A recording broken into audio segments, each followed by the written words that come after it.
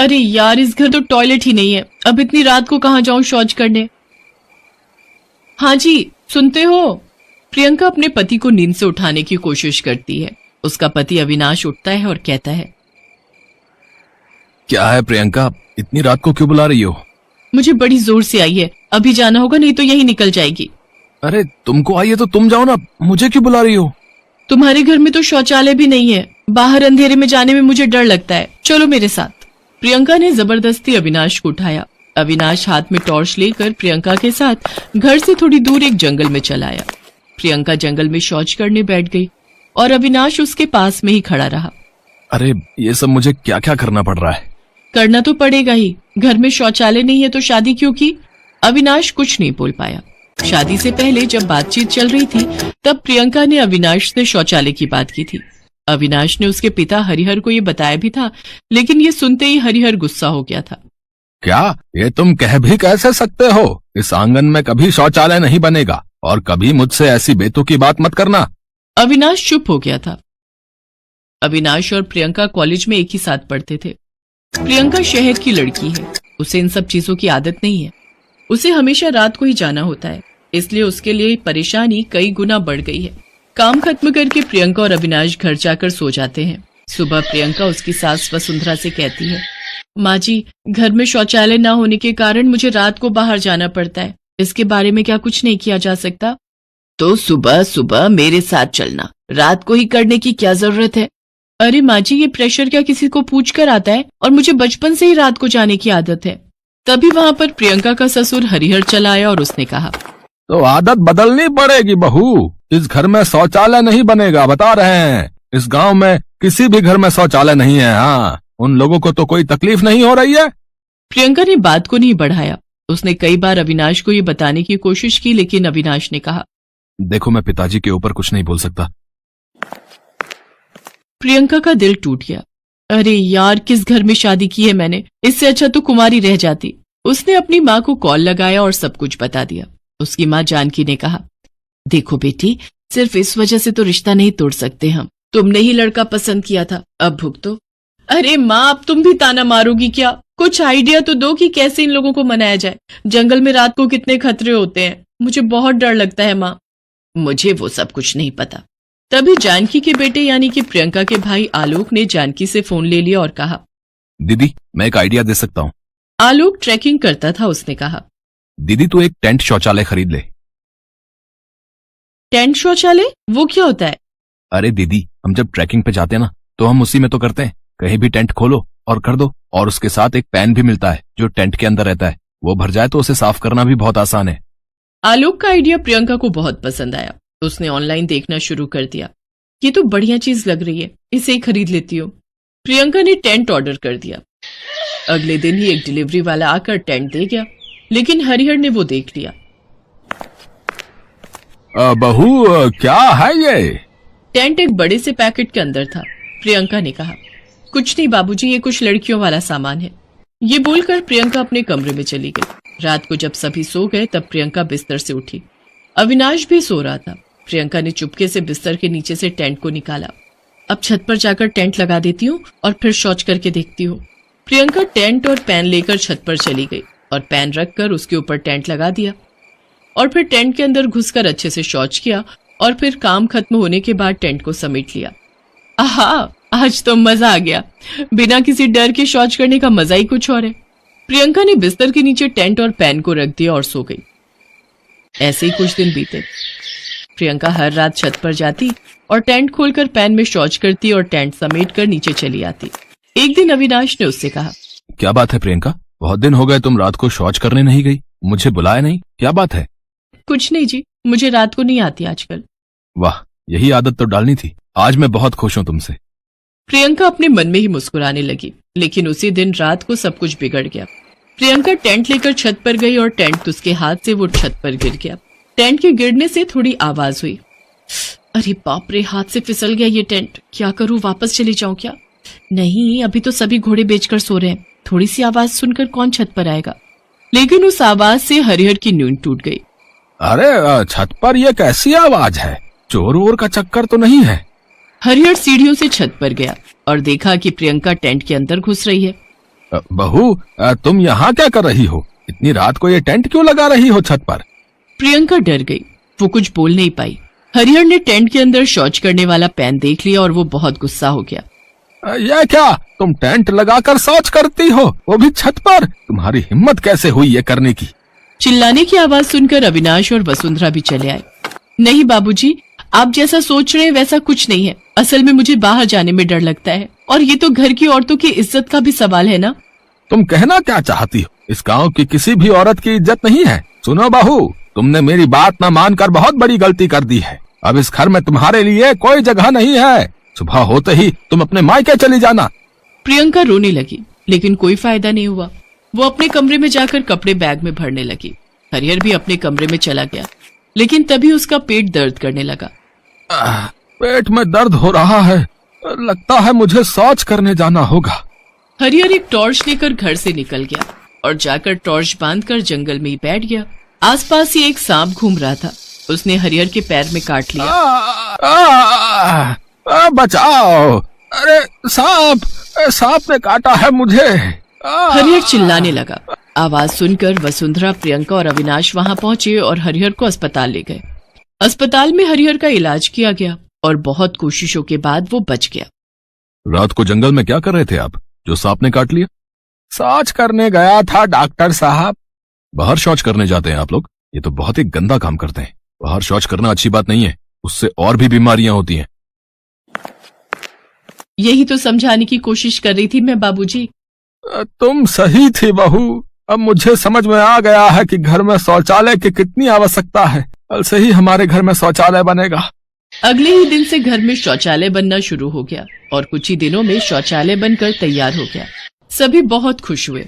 प्रियंका की खुशी का तो ठिकाना ही नहीं रहा। उन लोगों की देखा देखी गांव के सभी घरों में शौचालय बन गए और सभी शांति से शौच करने लगे।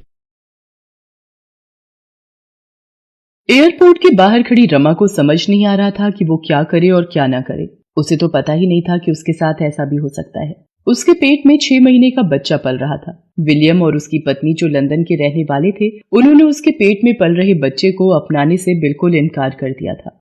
आई एम सॉरी रमा, हम इस बच्चे को नहीं अपना सकते। ये आप क्या कह रहे हैं सर? ये आपका बच्चा है। नहीं, ये हमारा बच्चा नहीं है। सर, इस तरह मुझे मझधार में मत छोड़िए। अगर मुझे इस तरह छोड़ दिया तो मैं गांव समाज में कैसे मुंह दिखाऊंगी। रमा की बातों को सुनकर विलियम की पत्नी डायना को गुस्सा आ गया।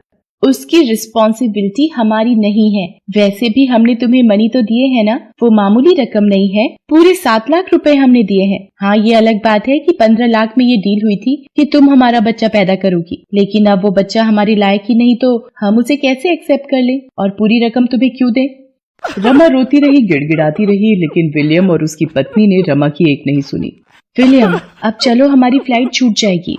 विलियम और उसकी पत्नी डायना फिर से अपने मुल्क वापस लौट गए। असल में विलियम और डायना की शादी को कई साल हो गए थे, इसलिए उन्हें सरोगेट मदर की तलाश थी जो अपनी कोख में उसके बच्चे को पाले। वे भारत घूमने आए हुए थे, तभी उनकी मुलाकात रमा से हुई थी। विलियम और डायना की रमा से ये मुलाकात उर्वशी, जो रमा की दोस्त थी, उसने करवाई थी। विलियम और डायना ने रमा से 14 लाख में ये डील की थी। डोंट वरी रमा, तुम्हें कुछ नहीं होगा। बस तुम्हें कुछ महीने अपने परिवार से दूर रहना होगा। जब तुम हमारा बच्चा पैदा कर दोगी तो हम उसे ले जाएंगे। किसी को कानो कान खबर भी नहीं होगी कि इस बीच तुम माँ भी बनी और हमारे बच्चे को जन्म भी दिया। रमा अभी भी उधेड़बुन में थी। वो एक बहुत बड़ा डिसीजन लेने जा रही थी। उसने उर्वशी की ओर देखा, फिर विलियम और डायना द्वारा ब्रीफकेस में दिए 7 लाख रुपए को देखा और फिर कुछ सोचा और हामी भर दी। ठीक है, मैं बनूंगी आपके बच्चे की सरोगेट मदर। रमा के पेट में विलियम और डायना का बच्चा पलने लगा। शहर से दूर एक एकांत जगह में विलियम और डायना ने रमा के रहने का अरेंजमेंट भी कर दिया था। जब डॉक्टर से रमा का चेकअप करवाना होता तो विलियम और डायना ही उसे ले जाते। इस बीच 6 महीने बीत गए, लेकिन तभी एक दिन जब विलियम और डायना रमा को लेकर डॉक्टर के पास गए और हर बार की तरह डॉक्टर सविता ने रमा के कुछ टेस्ट किए और जब टेस्ट की रिपोर्ट आई तो ये आप क्या कह रही हैं डॉक्टर सविता? अभी तक तो सब सही था, फिर अचानक से ये कैसे हो गया?